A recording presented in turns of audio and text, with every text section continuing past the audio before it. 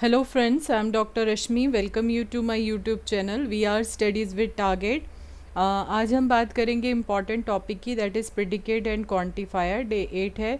इससे पहले प्रीवियस जो वीडियोस मैंने शेयर की हैं उसके अंदर हम काफ़ी टॉपिक यूनिट 1 का कवर कर चुके हैं, जिसके अंदर हमारा प्रोपोजिशन था, ग्रुप थ्योरी था, ग्राफ थ्योरी था आपका, ठीक है, सेट्स एंड रिलेशनशिप वाला टॉपिक था. तो ये सारे टॉपिक्स हम कवर कर चुके हैं प्रीवियस ईयर, जो प्रीवियस वीडियोस मैंने आपके साथ शेयर की थी.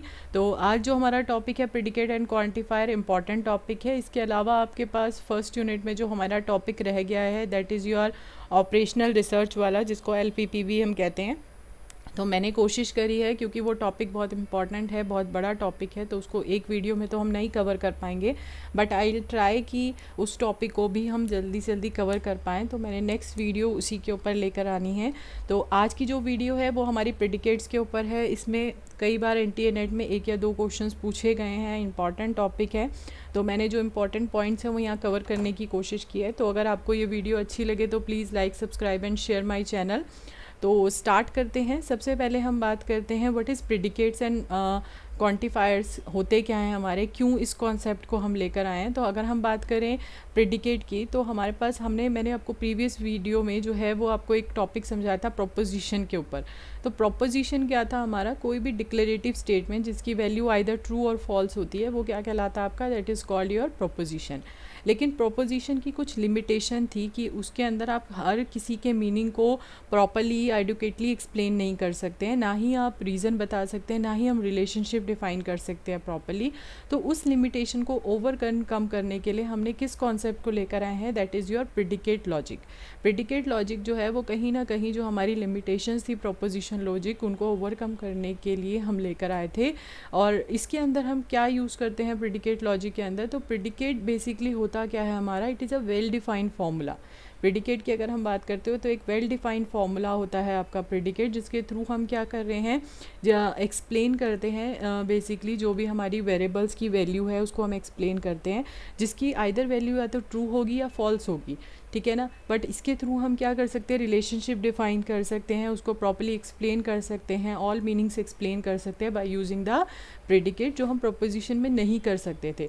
तो predicate is basically a well formed formula that can be evaluated to true और false in function of the value of the variable that occur in it. तो जैसे फॉर एग्जांपल मैंने आपको बताया x इज़ ग्रेटर देन 3, या x equals to y plus 3, या x plus Y equals to z. तो ये सारे क्या हैं आपके, this is the predicate, this is the predicate statements, sorry, ठीक है. तो ये हमारी वैल्यूज़ होती हैं प्रेडिकेट स्टेटमेंट्स की. तो नेक्स्ट इसके बाद हम बात करें, जैसे मैंने आपको यहाँ एक एग्जांपल लिखा है that is x is less than 3. हमने एक स्टेटमेंट लिया x इज़ लेस देन 3. तो यहाँ पर x किसको रिप्रेजेंट कर रहा है, that is a variable. Variable मतलब जिसके अंदर हम वैल्यू पुट करेंगे.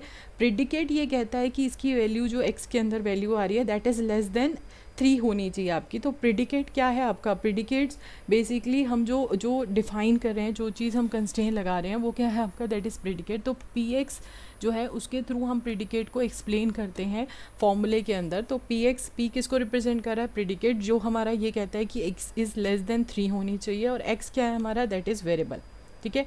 अगर हम px लिखते हैं तो that means value of the proposition function p at x, ठीक है ना. तो अगर एक बार हम प्रेडिकेट की वैल्यू डिफाइन कर देते हैं, एक बार हम प्रेडिकेट डिफाइन कर देते हैं, देन उसके बाद हम ये डिसाइड करते हैं उसके अंदर true values and false value. किस तरीके से, यहाँ पर अगर हम देखें तो px denote x is greater than 3. जैसे हमने यहाँ पे एक x की वैल्यू लिया is greater than 3, that means predicate क्या है हमारा कि x की वैल्यू इज़ ग्रेटर देन क्या होगी आपकी 3. तो p इक्वल्स टू अगर मैं 4 पुट करती हूँ दैट मीन्स आपकी वैल्यू क्या होगी, ट्रू.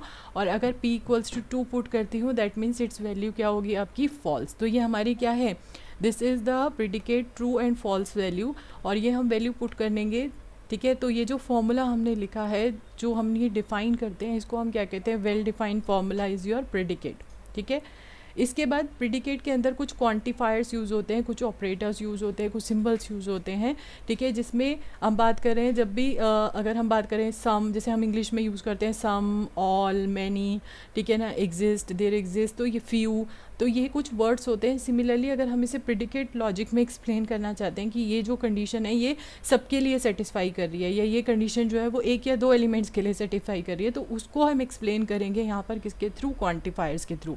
तो क्वांटिफायर्स मेनली जो हम यूज़ करते हैं प्रेडिकेट लॉजिक में वो दो होते हैं आपके, यूनिवर्सल और एग्जिंशियल्स। ठीक है, यूनिवर्सल कौन सा होता है, फॉर एवरी एलिमेंट, और एग्जिंशियल कौन सा होगा आपका, जो एक या दो एलिमेंट्स के लिए यूज़ किया जाता है, या वन और मोर एलिमेंट्स या सम एलिमेंट्स हम जब भी बात करते हैं तो वहाँ पर हम किसका यूज़ करते हैं, इसका यूज़ करते हैं। जहाँ पर हम सबके लिए बात करते हैं वहाँ पर हम यूनिवर्सल का यूज़ करते हैं। इसके प्रेडिकेट कैलकुलस क्या होता है, वो एरिया ऑफ लॉजिक जो जिसके अंदर हम प्रेडिकेट्स एंड क्वांटिफायर एक्सप्लेन कर रहे हैं, तो उसको हम क्या कहेंगे, that is called your predicate calculus. Clear है। इसके बाद अब हम डिटेल में पढ़ते हैं क्योंकि इस पे क्वेश्चंस कई बार पूछे गए हैं।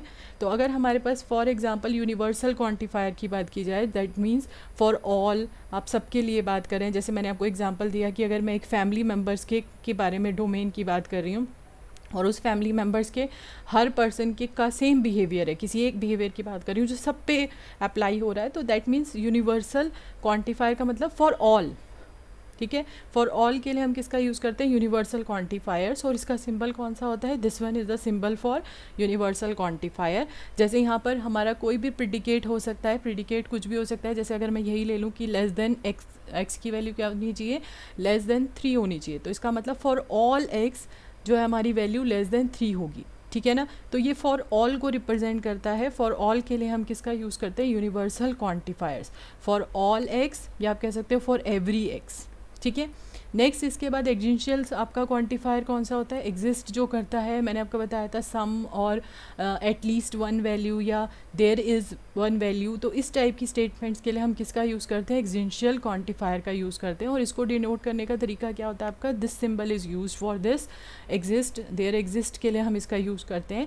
तो देयर एग्जिस्ट और पी एक्स, यानी इस पी एक्स जो भी प्रेडिकेट होगा आपका, उसके लिए हमारी यहाँ पर एक वैल्यू या दो वैल्यूज़ एग्जिस्ट करती है। जैसे मैं कहती हूँ कि लेस देन 3 होना चाहिए, तो कुछ ऐसी वेरिएबल्स निकल कर आएंगे जिनकी वैल्यू लेस देन 3 होगी। कुछ हो सकता है, एक हो सकता है, सम वैल्यूज़ हो सकती हैं, तो वहाँ पर हम इसका यूज़ करते हैं एग्जिंशियल क्वांटिफायर्स का। तो मैं आपको दो बता चुकी हूँ, यूनिवर्सल का मतलब सारे सबके लिए, और एग्जिंशियल का मतलब सम वैल्यूज़, कुछ वैल्यूज़ एटलीस्ट वन वैल्यू के लिए हम यूज़ करते हैं। ठीक है, इसके बाद एक होता है कि अगर पूरे डोमेन के अंदर, या आप कह सकते हो पूरी वैल्यूज़ के अंदर सिर्फ एक की अगर हम बात करें जो यूनिक है, जो सबसे अलग है, तो उसको हम क्या करेंगे, यूनिकनेस क्वांटिफायर, और उसके लिए जो सिंबल यूज़ होता है दैट इज़ दिस वन। ठीक है, ये सिंबल हम यूज़ करते हैं किसके लिए, यूनिकनेस क्वांटिफायर के लिए। तो there exist a unique X such that P X is true, और आप इस तरीके से डिफाइन करोगे। तो इसका ये किसके लिए यूज़ किया जाता है, there is exactly one, there is one और ओनली वन के लिए जब हम बात करते हैं तो वहाँ पर हम किसका यूज़ करते हैं, यूनिकनेस क्वांटिफायर का। तो उसके बाद नेक्स्ट हम बात करें precedence of the quantifier, important term है। प्रेसिडेंस का मतलब क्या होता है कि अगर आपने अपने जो आपने प्रेडिकेट लॉजिक दिया है उसके अंदर अगर आपने एंड यूज़ किया है, और यूज़ किया है, नॉट यूज़ किया है, ठीक है, इम्प्लीकेशन यूज़ किया है, बाई डायरेक्शनल यूज़ किया है, बहुत सारे ऑपरेटर्स यूज़ किए हैं, तो उन ऑपरेटर्स के कंपैरिजन में जो हमारा यूनिवर्सल और देयर एग्जिस्ट कह सकते हैं, एग्जिंशियल कह सकते हैं, वो जो दो हमारे क्वांटिफायर्स हैं उनकी प्रेसिडेंस हमेशा क्या होगी, आपकी हाई होती है किसके अंदर, प्रेडिकेट लॉजिक के अंदर, रेदर देन कि अगर हम एंड और की बात करें। ठीक है, तो ये हमें ध्यान रखना है। नेक्स्ट उसके बाद कुछ टर्म्स होती हैं जैसे बाइंडेड वेरिएबल्स हो गया। बाइंडेड वेरिएबल्स कौन से होते हैं, जो भी वेरिएबल जैसे मैंने अभी आपको एक वेरिएबल दिया था x इज़ ग्रेटर देन 3, तो x क्या था हमारा वेरिएबल। तो कोई भी वेरिएबल जो किसी क्वांटिफायर के साथ अटैच्ड होता है वो क्या कहलाता है आपका, दैट इज़ कॉल्ड बाउंडेड, और जो अटैच नहीं होगा that is called your free. ठीक है, when A quantifier is used on the variable x, this occurrence is called a bounded, और अगर वो नहीं है अटैच, वो नहीं है जुड़ा हुआ, that means that is your free. ठीक है, इसके अलावा एक टर्म और यूज़ होती है स्कोप ऑफ द क्वांटिफायर, कि आपका जो लॉजिकल एक्सप्रेशन है उसमें जो हमारा क्वांटिफायर है वो कहाँ पर अप्लाई हो रहा है, तो वो उसका क्या कहलाता है, that is called your scope of the quantifier. तो ये कुछ टर्म्स हैं जो हमें पता होनी चाहिए। इसके बाद नेक्स्ट होता है निगेशन। निगेशन का मतलब क्या होता है, नेगेटिव करना। अगर मैंने फॉर एग्जांपल, जैसे यहाँ पर एक एग्जांपल है कि all student in the class have red hair, हर स्टूडेंट जो क्लास में है उसका रेड हेयर है, तो दैट मीन्स अगर मैं इसका निगेशन करती हूँ, इसका नेगेटिव लेती हूँ, तो वो क्या होगा आपका कि यहाँ पर कुछ ऐसे स्टूडेंट्स हैं जिनका हेयर जो है वो रेड नहीं है। There exist a student in the class that does not have a red hair. अगर मैं कह रही हूँ कि सबके रेड हेयर हैं तो उसका रिवर्स क्या है कि कुछ के नहीं होंगे। तो आप इसको एक्सप्लेन कैसे करोगे, तो इसको लिखने का तरीका क्या होता है आपका कि आप इसको इस तरीके से लिख सकते हो, फॉर ऑल एक्स, ठीक है, ये फॉर ऑल होता है, और अगर मैंने लिख दिया पी एक्स, पी एक्स का मतलब क्या होता है, रेड हेयर, ठीक है, पी एक्स इसको रिप्रेजेंट कर रहा है। ये आपका प्रेडिकेट क्या है कि जो भी स्टूडेंट्स हैं उनके रेड हेयर हैं। तो अगर फॉर ऑल लिखती हूँ दैट मीन्स एवरी स्टूडेंट्स के हेयर क्या होंगे, रेड होंगे। बट अगर मैं निगेशन लगा देती हूँ दैट मीन्स यहाँ पर हर जो स्टूडेंट्स हैं उनके हेयर रेड नहीं होंगे। या फिर मैं इसको ऐसे भी लिख सकती हूँ कि देयर एग्जिस्ट एक्स, यहाँ पर कुछ ऐसे स्टूडेंट्स एक्स एग्जिस्ट करते हैं जिनके हेयर क्या नहीं होंगे आपके, ये नॉट का साइन होता है, दैट मीन्स उनके हेयर जो हैं वो रेड नहीं होंगे। तो इस तरीके से आप स्टेटमेंट डिफाइन कर सकते हो। तो ये निगेशन होता है, निगेशन मतलब नॉट निकालना होता है किसी भी स्टेटमेंट का। नेक्स्ट उसके बाद करते हैं हम ट्रांसलेट करना। आपके पास कई बार इंग्लिश में स्टेटमेंट्स दी जाती हैं और आपको उसको कन्वर्ट करना पड़ता है। तो जैसे अगर ये क्वेश्चन दे रखा है कि for every student in the class that student has studied computer science, की सारे स्टूडेंट जो हैं वो क्लास में कंप्यूटर साइंस स्टडी करते हैं, तो आप ऐसे लिख सकते हो, फॉर ऑल जो है आपका क्या है, स्टूडेंट जो है वो कंप्यूटर साइंस स्टडी कर रहे हैं। फॉर ऑल का मतलब, क्योंकि हम एवरी स्टूडेंट की बात कर रहे हैं, सारे स्टूडेंट्स की बात कर रहे हैं। सेम ऐसे ही आपका अगर हम बोलते हैं every student in the class have taken course in Java, तो आप इसको ऐसे लिख सकते हो, फॉर ऑल एक्स जावा। ये जे एक्स किसको रिप्रेजेंट कर रहा है, जावा में कोर्स एडमिशन लेने का। और फॉर ऑल के लिए हम किसका यूज़ कर रहे हैं, यूनिवर्सल क्वांटिफायर का और एक्स का। तो ये लिखने का तरीका होता है। इसके अलावा अगर ऐसे लिखा जाता है आपका कि some student have visited lab, कुछ स्टूडेंट जो है वो लैब को विजिट करते हैं, तो हम ये भी बोल सकते हैं कि देयर एग्जिस्ट, कि आपके कुछ ऐसे स्टूडेंट एग्जिस्ट करते हैं जो लैब को विजिट करते हैं। तो देयर एग्जिस्ट है तो ऑब्वियसली बात है एग्जिस्टेंशियल क्वांटिफायर यूज़ हो जाएगा आपका। और उसके अंदर हम क्या करेंगे, एम एक्स किसको रिप्रेजेंट कर रहा है, जो वो स्टूडेंट जो क्या कर रहे हैं, लैब में विजिट कर रहे हैं। तो एम एक्स हमारा प्रेडिकेट था। प्रेडिकेट क्या है, प्रेडिकेट कोई भी जो हम डिफाइन कर रहे हैं कंडीशन की जो विजिट करेंगे लैब में, ठीक है। और ये किसको रिप्रेजेंट कर रहा है, देयर एग्जिस्ट। तो इसका मतलब क्या है, there exist X, there exist X का मतलब कुछ स्टूडेंट्स ऐसे एग्जिस्ट करते हैं जो लैब में विजिट करते हैं। अगर यही चीज़ मैं बोलूँ कि every student in the class है विजिटेड लैब, तो एवरी स्टूडेंट है तो ऑब्वियस सी बात है क्या लग जाएगा आपका, यूनिवर्सल क्वांटिफायर लगेगा, क्योंकि हर एक स्टूडेंट की बात हो रही है। तो फॉर ऑल एक्स, फिर उसके बाद आप क्या डिफाइन करोगे, एम एक्स किसको रिप्रेजेंट करा था, लैब के लिए। सिमिलरली हमने सी एक्स किसके लिए बना दिया, लाइब्रेरी के लिए। और इनके बीच में क्या लगा दिया आपका, और ऑपरेटर। तो और ऑपरेटर क्या करेगा कि कुछ ऐसे एवरी स्टूडेंट्स एग्जिस्ट करते हैं, या तो वो लैब में विजिट करते हैं या फिर वो कहाँ पर विजिट करते हैं, लाइब्रेरी में विजिट करते हैं। तो इस तरीके से जो हमारी स्टेटमेंट्स बनती हैं दैट इज़ योर, ये जो हमारी स्टेटमेंट्स है प्रेडिकेट लॉजिक के अंदर हम डिफाइन कर रहे हैं। इसके बाद मल्टीपल क्वांटिफायर्स भी हम एक स्टेटमेंट्स के अंदर यूज़ कर सकते हैं। जैसे अगर हम यूज़ कर रहे हैं for all and there exist, अब मैंने ये दोनों एक साथ यूज़ करा है, तो अभी तक हम एक एक सिंगल यूज़ कर रहे थे, तो हम मल्टीपल क्वांटिफायर्स भी एक साथ यूज़ कर सकते हैं। जैसे for all X there exist Y, कि हर एक एक्स के लिए यहाँ पर एक वाई एग्जिस्ट करता है जो प्रेडिकेट को फॉलो कर रहा है। प्रेडिकेट यहाँ पर क्या लिखा है इन्होंने कि X plus Y equals to क्या होना चाहिए, 0। तो ये कुछ स्टेटमेंट्स हैं, ये कुछ प्रेडिकेट है। सिमिलरली अगर हम ये लिखते हैं तो इसका मतलब there exist an X such that for all value of Y, X exist करता है फॉर हर वैल्यू किसके लिए, वाई के लिए। तो यहाँ पर प्रेडिकेट क्या है, X multiply Y equals to 0। तो ये कुछ स्टेटमेंट्स हैं, इसको हम कहते हैं मल्टीपल क्वांटिफायर। जब हम एक साथ एक से ज़्यादा क्वांटिफायर्स को यूज़ कर रहे हैं तो वो क्या कहलाएगा, मल्टीपल क्वांटिफायर। इसके बाद नेक्स्ट हम बात कर रहे हैं ऑर्डर ऑफ क्वांटिफायर। तो ये इंपॉर्टेंट है, इस पे क्वेश्चन एनटीए नेट में पूछा भी गया है कि हमारा जो क्वांटिफायर्स है उसका एक ऑर्डर होता है। जैसे अगर हमने पहले फॉर ऑल यूज़ किया है एंड देन उसके बाद हमने एग्जिस्टेंशियल क्वांटिफायर यूज़ किया है। एग्जिस्टेंशियल क्वांटिफायर यूज़ करने का मतलब क्या है कि हमने पहले फॉर ऑल के लिए करा और फिर सम के लिए किया, तो कहीं ना कहीं हमारा मीनिंग चेंज होता है अगर हम पहले कुछ और यूज़ कर रहे हैं और बाद में। जैसे यहाँ पर मैंने पहले देयर एग्जिस्ट यूज़ किया है फिर ऑल यूज़ किया है, यहाँ पर पहले ऑल यूज़ किया एंड देन उसके बाद देयर एग्जिस्ट यूज़ किया है, तो दोनों में मीनिंग चेंज होगा, ये दोनों इक्वलेंट नहीं होंगे। और एनटीए नेट पे इस पर क्वेश्चन पूछा गया है। तो जैसे यहाँ पर ये प्रेडिकेट था, प्रेडिकेट क्या है, लव्स एक्स एंड वाई।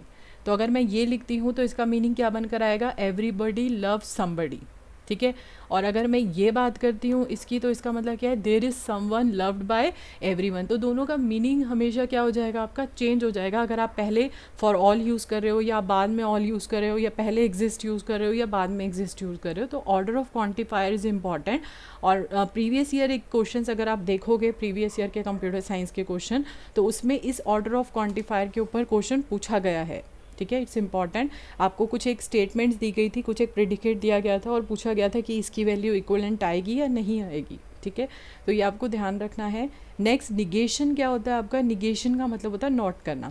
अभी मैंने आपको बताया था, जैसे हमने निगेशन किसका किया था, रेड हेयर वाले का, कि अगर ऑल स्टूडेंट्स क्लास में और उनके रेड हेयर हैं, या फिर अगर हम उसका निगेशन निकालते हैं तो देयर एग्जिस्ट सम स्टूडेंट जिनके हेयर जो हैं वो रेड नहीं है। तो इस टाइप से अगर हम निकालना चाहते हैं तो उसको हम कहते हैं निगेशन ऑफ मल्टीपल क्वांटिफायर। तो हम कैसे निकालेंगे उसको, निगेशन में हमें क्या करना पड़ेगा, हमारा कन्वर्जन हो जाता है।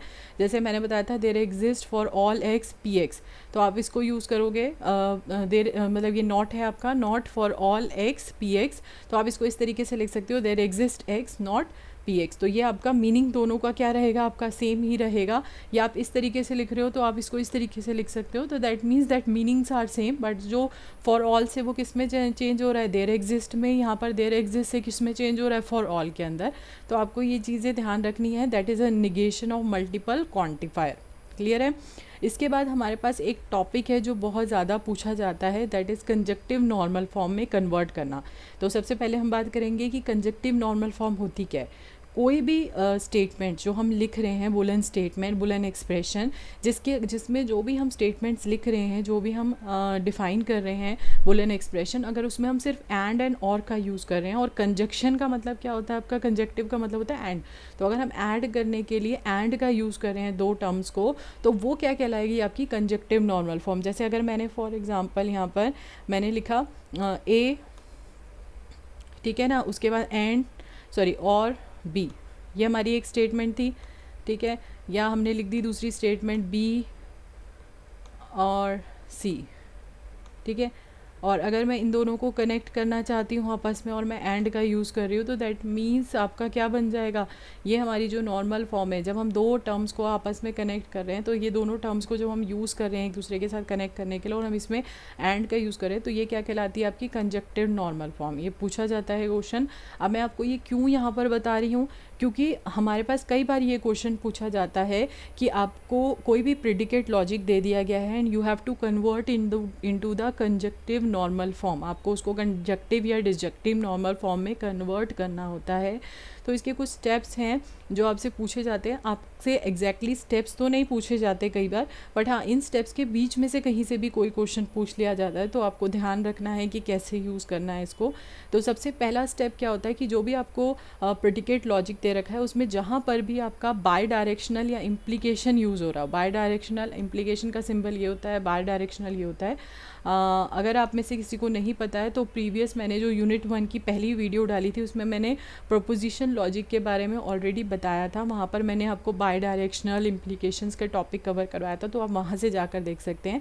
तो यहाँ पर ये कह रहा है कि अगर कभी भी आपकी जो प्रेडिकेट लॉजिक है उसमें इम्प्लीकेशन या बाय डायरेक्शनल दे रखा है, तो आप उसको कन्वर्ट करोगे, उसको हटाओगे और उसको किस में कन्वर्ट करोगे, एंड और की फॉर्म में लेकर आओगे। तो उसको लेके आने का तरीका क्या होता है आपका, कि अगर आपके पास फॉर एग्जांपल ये दे रखा है कि जैसे यहाँ पर दे रखा था पर्सन एक्स इम्प्लाइज लाइक्स, तो ये हमारा ये अब कंजक्टिव में हमें अगर कन्वर्ट करना है तो हमें ये हटाना पड़ेगा। तो इसको हटाने का तरीका क्या होता है कि अगर हमारे पास इसको हमें एलिमिनेट करना है इस वाले सिंबल को, तो हम इसको इस तरीके से लिख सकते हैं। ठीक है, कैसे लिखेंगे, निगेशन ऑफ एल्फ़ा, ठीक है ना, और बीटा। ठीक है, ये लिखने का तरीका होता है। तो आप यहाँ पर क्या कर सकते हो, for all x person x negation आप इम्प्लाइज क्या था, लाइक्स एक्स चीज़ वाई, तो इसको हम क्या लिखेंगे, तो ये तो हमारा सेम रहेगा, बट जो ये इसका क्या होगा, एल्फ़ा का क्या था, निगेशन, तो पर्सन का निगेशन हो जाएगा, फिर सिंबल आ जाएगा और का, एंड देन लाइक्स एक्स। तो ये अब कन्वर्ट हो गया, इसमें हमारा जो है इम्प्लीकेशन हट गया है। सिमिलरली अगर बाय डायरेक्शनल दे रखा होता तो उसका फॉर्मूला क्या होता है, एल्फ़ा इम्प्लाइज बीटा, ठीक है, एंड एंड बीटा एंड जो आपका इम्प्लीकेशन। तो अब ये इम्प्लीकेशन में आ गया, तो इम्प्लीकेशन का तो हमें पता है कैसे लिखते हैं। आप इसको लिखने का तरीका क्या हो जाएगा आपका, दिस वन। ठीक है, जो हमने अभी नीचे पढ़ा था। तो इम्प्लीकेशन हटाने का तरीका ये होता है। तो इस तरीके से हम इसको क्या कर सकते हैं, हम इसमें से जितने भी बाई डायरेक्शनल या आप कह सकते हो जितने भी हमारे इम्प्लीकेशंस हैं उन सबको हम क्या कर देंगे, यहाँ से हटा देंगे। और सो दैट हमारा फर्स्ट स्टेप क्या कहता है कि ये चीज़ें नहीं होनी चाहिए, बाई डायरेक्शनल और इम्प्लीकेशन।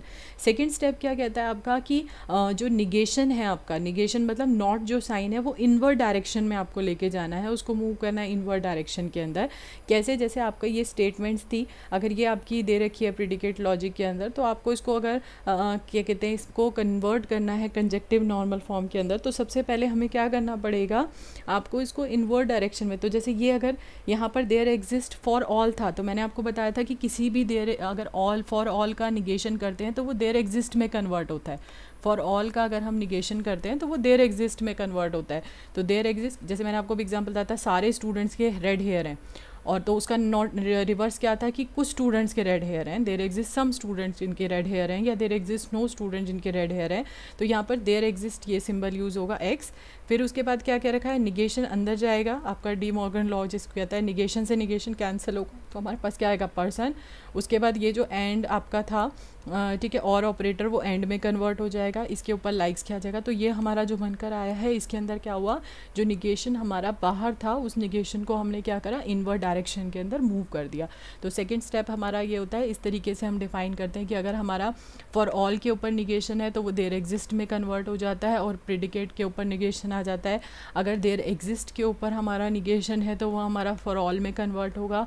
अगर हमारा ए और बी के ऊपर है तो वो इस तरीके से कन्वर्ट होगा, अगर ए एंड बी के ऊपर है तो वो इस तरीके से, और निगेशन का निगेशन होगा तो वो क्या हो जाएगा, नॉर्मल वैल्यू। तो ये इस तरीके से हमें ये टर्म्स याद रखनी है जब हम कन्वर्ट करते हैं किसको, प्रेडिकेट को कंजक्टिव नॉर्मल फॉर्म या रिजेक्टिव नॉर्मल फॉर्म के अंदर। तो ये हमें कुछ टर्म्स हैं याद रखना है। पहला स्टेप था बाई डायरेक्शनल एंड जो आपका इम्प्लीकेशन है उसे हटाना। सेकेंड वन कि जो भी नेगेशंस है उसे अंदर की तरफ मूव करना इनवर्ड डायरेक्शन में, ठीक है।